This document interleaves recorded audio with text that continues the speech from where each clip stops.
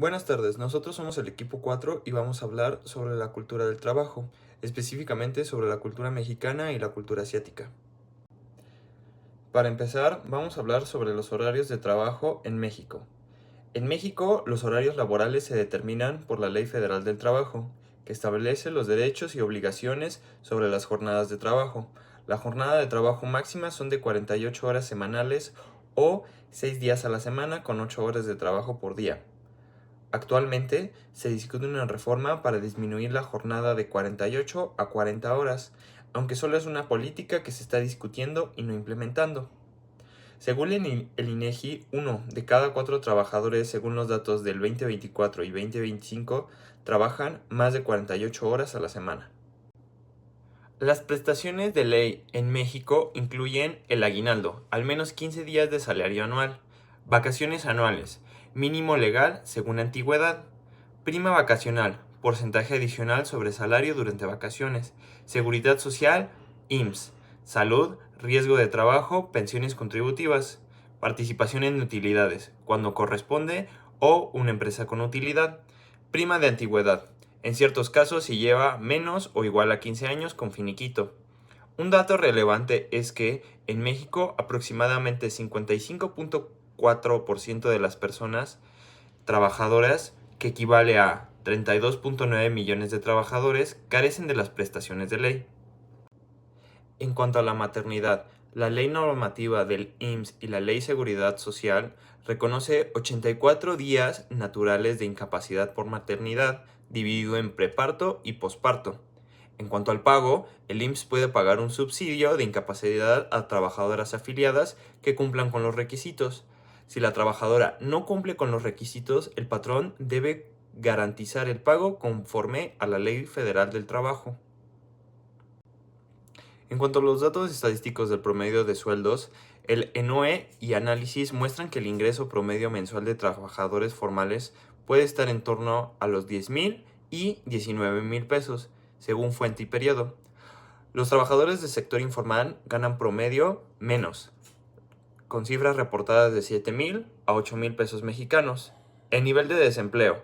La tasa de desocupación según el INEGI y el ENOE durante el 2024 y 2025 fue de menos 2.7 y menos 2.9. Según el INEGI, estos datos no han cambiado mucho después de la pandemia. Según la literatura académica y los análisis organizacionales, suelen describir al líder empresarial mexicano como más jerárquico, paternalista y de alta distancia al poder, con una toma de decisiones centralista en niveles altos en muchas empresas nacionales. Por el contrario, en empresas transnacionales y sectores modernos existe mayor adopción de estilos participativos.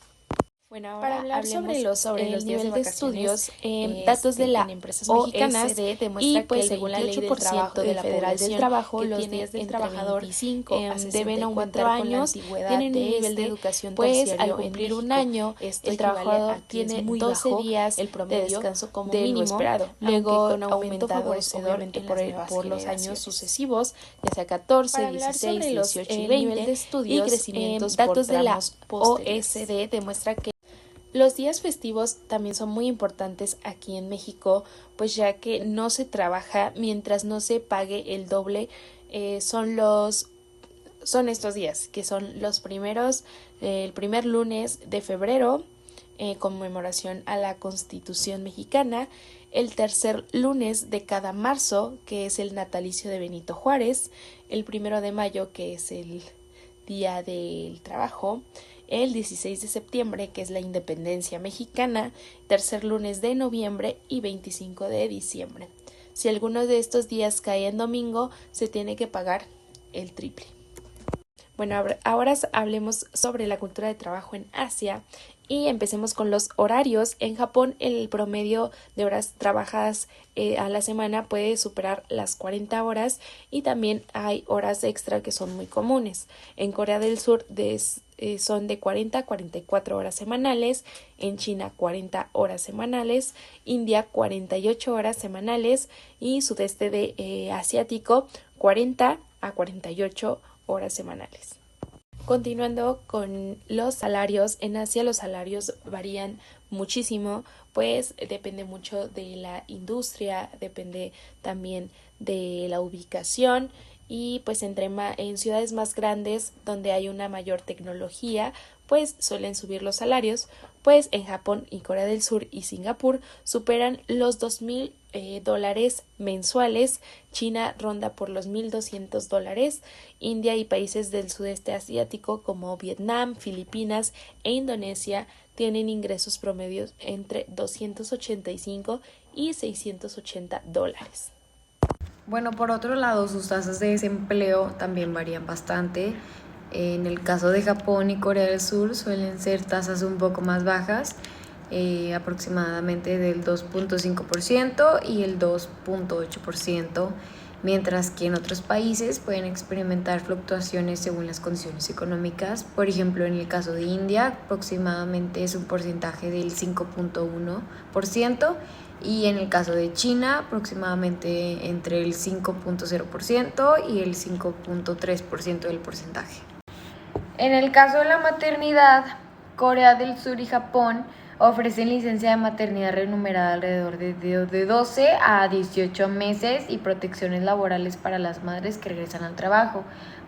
En otro caso, China ofrece la licencia de maternidad que es de al menos 14 semanas y en algunas provincias ofrecen periodos un poco más largos. En India es remunerada de 26 semanas. Y en el sudeste asiático los derechos de maternidad varían bastante, pero generalmente incluyen licencia remunerada de al menos 8 a 12 semanas.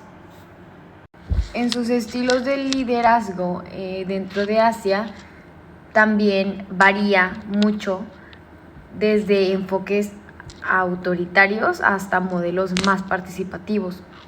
En algunas culturas se valora mucho la antigüedad y la experiencia, mientras que en otras se fomenta más la innovación y la iniciativa.